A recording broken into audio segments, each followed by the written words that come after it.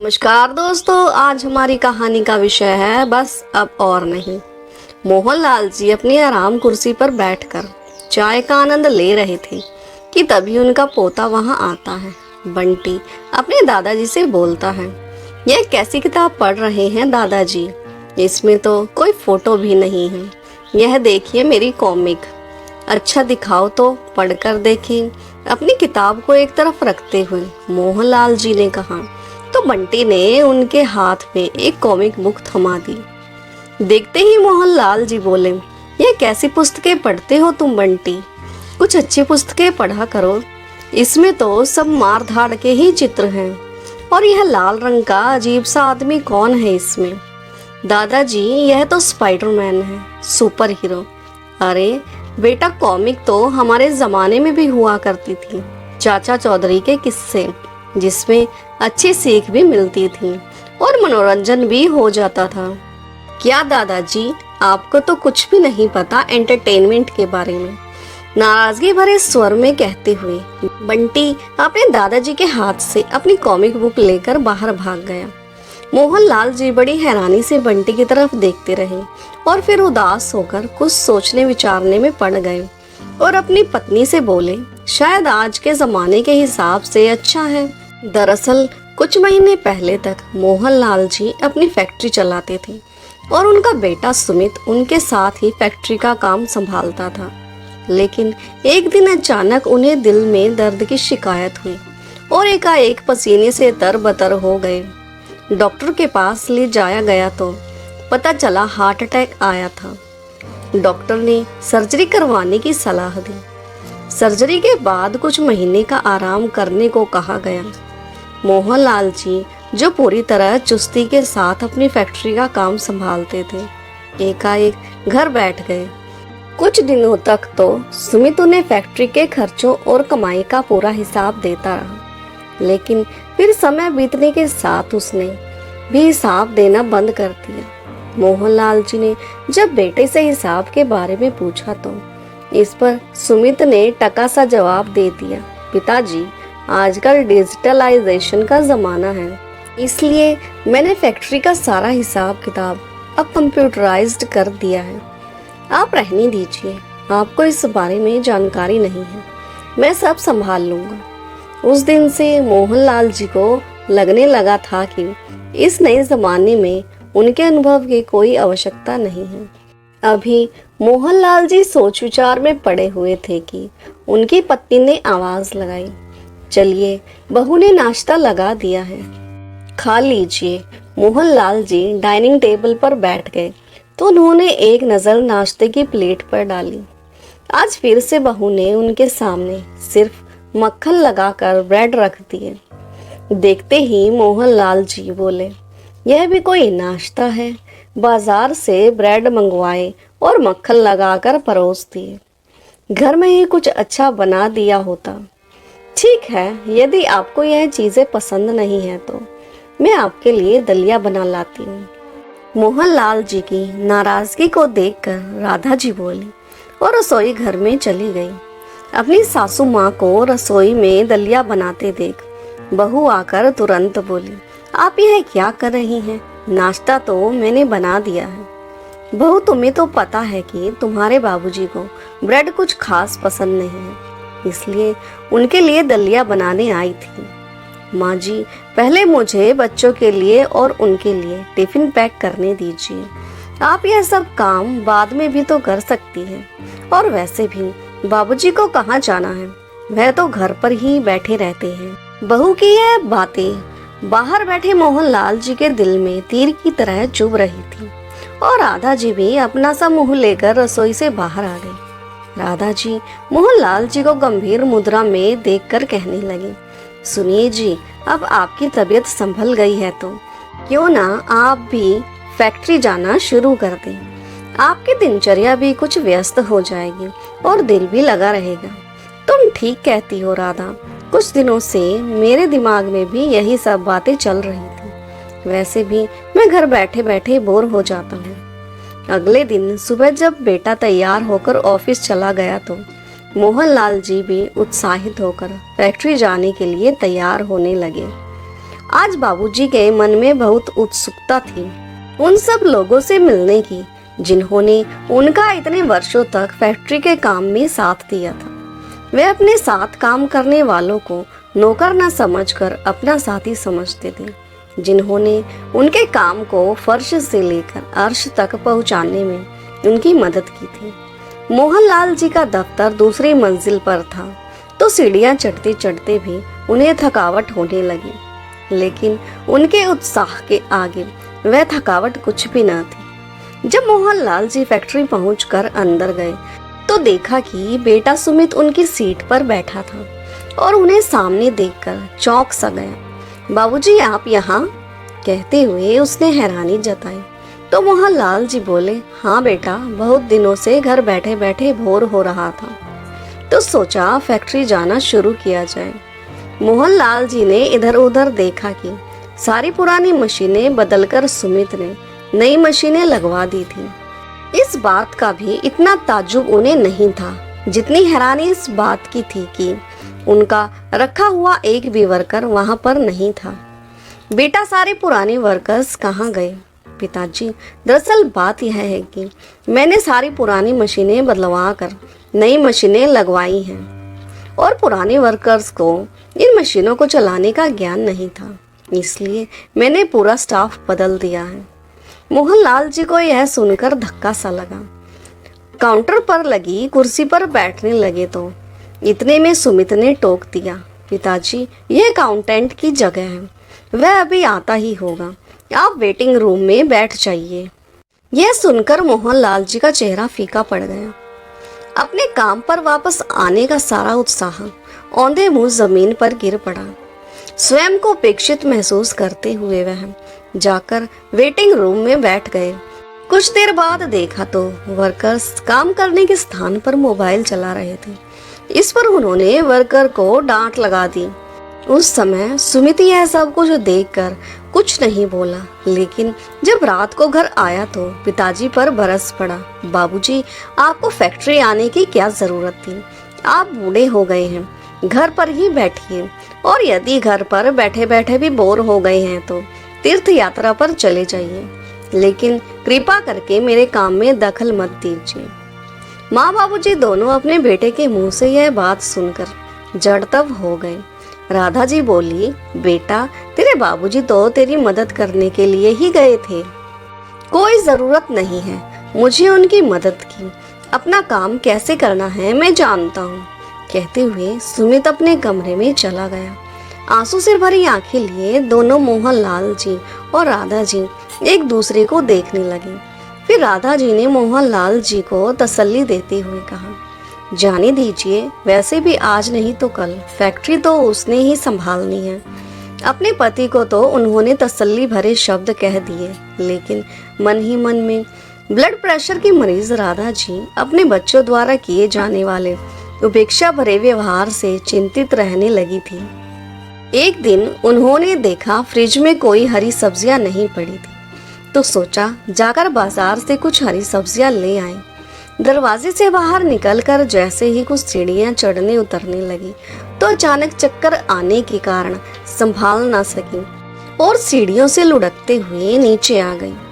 करीब 1 घंटे तक भी जब राधा जी घर वापस नहीं आई तो मोहनलाल जी को चिंता सताने लगी। इतने में फर्स्ट फ्लोर वाले वर्मा जी ने आकर जानकारी दी कि राधा जी नीचे बेसुध हालत में पड़ी है।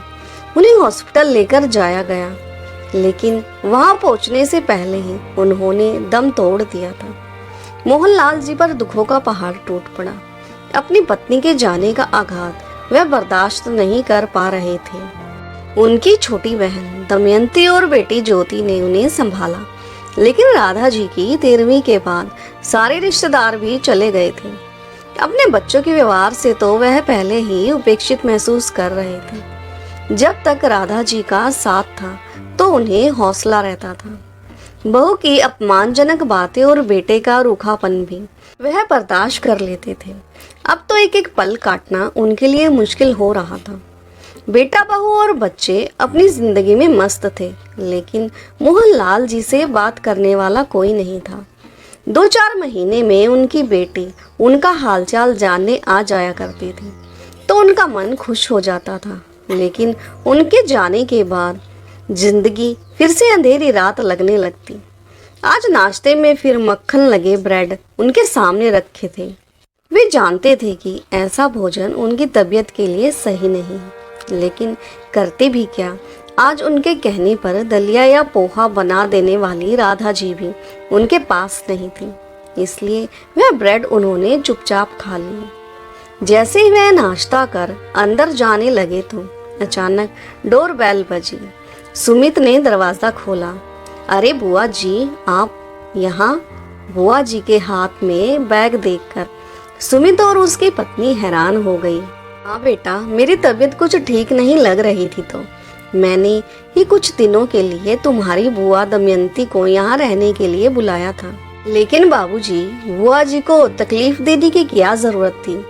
मेरा मतलब है आखिर उनका भी परिवार है, बहू कहने लगी। तो इतने में उनकी बात काटते हुए बुआ जी बोली, अरे नहीं बहू, इसमें तकलीफ किस बात की? अपनों के लिए भी थोड़ा समय निकालना चाहिए। हालात से परेशान मोहनलाल जी के चेहरे पर अपनी बहन के आते ही मुस्कुराहट आ गई। अब उन्हें अकेलेपन का एहसास नहीं हो रहा था। दमयंती जी अपने भाई को पौष्टिक खाना बनाकर देने लगी। उनके फल और दवाइयों के समय का भी पूरा ध्यान रखने लगी। और कभी कभार बेटी ज्योति भी आ जाती थी तो मोहनलाल जी की तो जैसी दुनिया ही रोशन हो जाती थी। वे अपनी पत्नी के जाने का गम भूलते जा रहे थे। लेकिन तेज मिजाज बहू को, बुआ सास को अपने घर रहना सुहाता न था। उनकी उपस्थिति उसकी आंखों में खटकने लगी थी। देखिए जी, मैं जानती हूँ कि माँ के जाने के बाद बाबूजी थोड़े अकेले हो गए हैं, लेकिन इसका मतलब यह नहीं कि आए दिन घर पर मेला लगा कर रखें। हर 2-4 दिन बाद बेटी को बुला लेती हैं और बुआ जी जो आए दिन मुझ पर रोब झाड़ती रहती हैं, उन्हें तो मेरे सिर पर ही बिठाकर रख दिया है। ऐसा कब तक चलेगा? अपनी पत्नी की बातें सुनकर सुमित भड़क उठा। अगले दिन सुबह जब बुआ जी मंदिर गई तो सुमित अपने पिता के पास आकर बोला, बाबूजी, बुआ जी घर वापस कब जा रही हैं? क्या मतलब? तुम्हें कोई तकलीफ है क्या अपनी बुआ के यहाँ रहने से? तकलीफ तो है बाबूजी, आए दिन आपकी बहू पर रोब जमा कर रखती हैं बुआ जी। और फिर कितनी महंगाई का जमाना है, एक एक सदस्य से भी बजट में फर्क पड़ता है। हम कब तक उनकी जिम्मेदारी उठाएंगे? बेटा, जिम्मेदारी तो वह मेरी उठा रही है। उनके आने से मुझे बहुत सहूलियत हो गई है।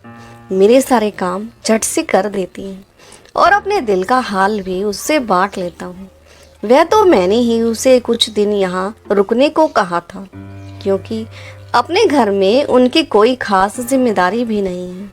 बाबूजी, आप तो ऐसे कह रहे हैं जैसे आपकी बहू तो कोई जिम्मेदारी उठाती ही नहीं। काम तो बुआ जी के आने से पहले भी हो रहे थे ना। वो जहाँ तक रही अकेलेपन की बात, तो आए दिन तो आप ज्योति को बुलाए रहते हैं घर पर। सुमित गुस्से में चिल्लाया। उसकी बातों ने मोहनलाल जी को अंदर तक जख्मी कर दिया था।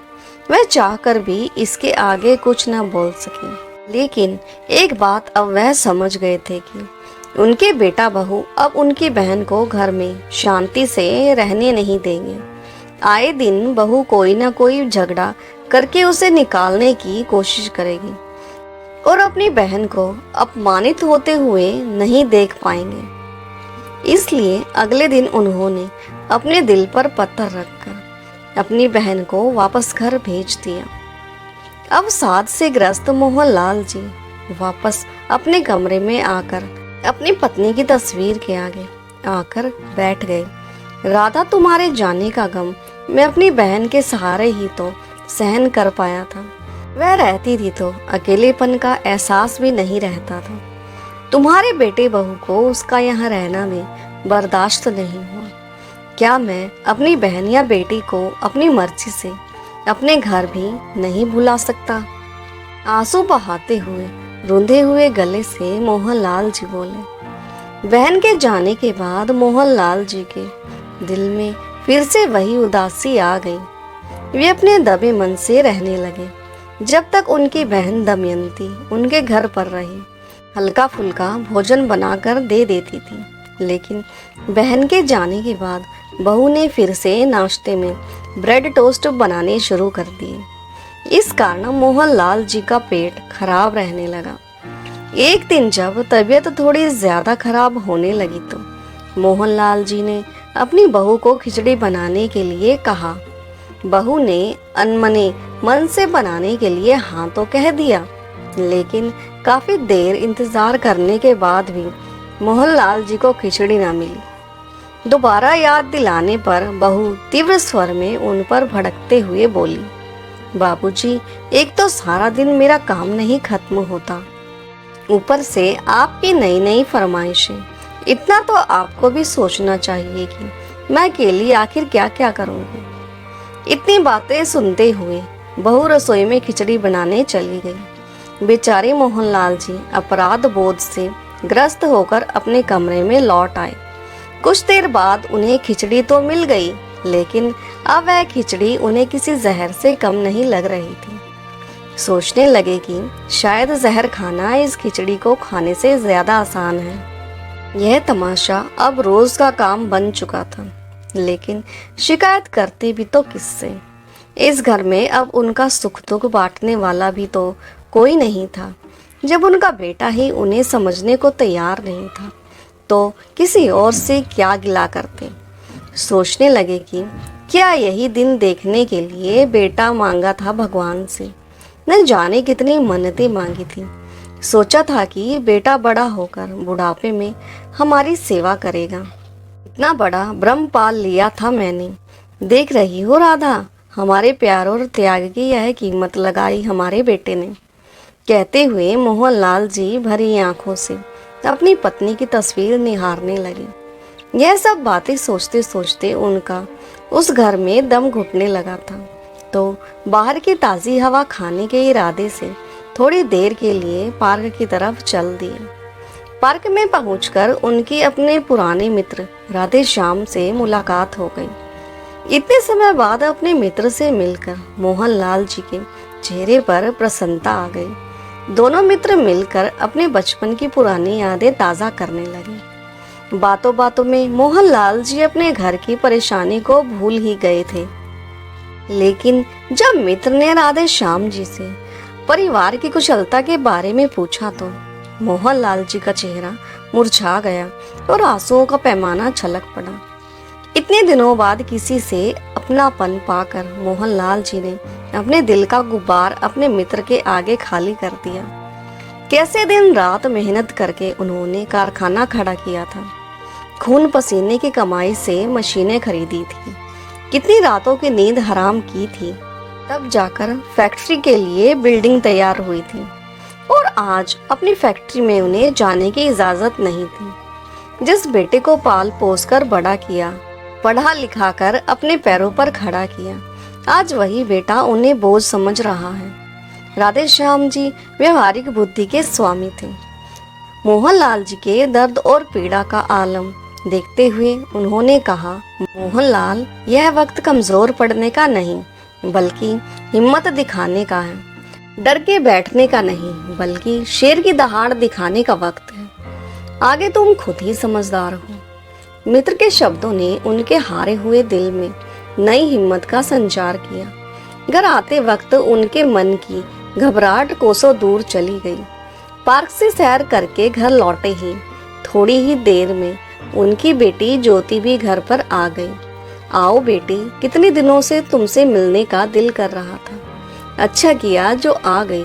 मोहनलाल जी ने बहू को कुछ चाय नाश्ता लाने को कहा। जब बहू चाय नाश्ते के साथ ब्रेड व मक्खन लगाकर ले आई, नाश्ते की प्लेट में ब्रेड देखकर ज्योति बोली, बाबूजी, आप ये ब्रेड वगैरह मत खाया कीजिए। भाभी, बाबूजी के लिए कुछ हल्का फुल्का भोजन बना कर दिया करो, जिसे पचने में आसानी हो। इतनी बात सुनते ही बहू तो जैसे उबल ही पड़ी और बोली, एक तो माँ जी के जाने के बाद आए दिन घर पर किसी न किसी का आना जाना लगा रहता है। और अब मैं इनकी भी चाकरी करती फिरूं। आप लोग क्या चाहते हैं कि सारा दिन मैं रसोई में ही खड़ी रहूं? अगर इतनी ही चिंता हो रही है अपने बाबूजी की तो अपने घर ले जाओ उन्हें। बहू की जली कटी बातें सुनकर मोहनलाल जी हैरान रह गए।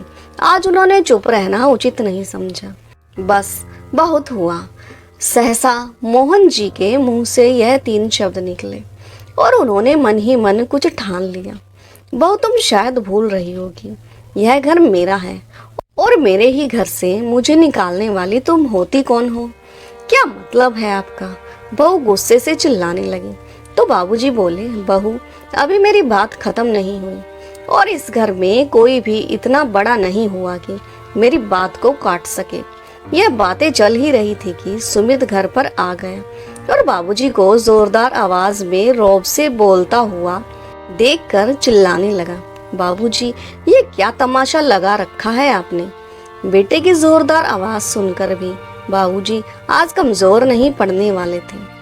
सुमित की आंखों में आंखें मिलाते हुए बोले, यह बात तो मुझे तुम लोगों से पूछनी चाहिए।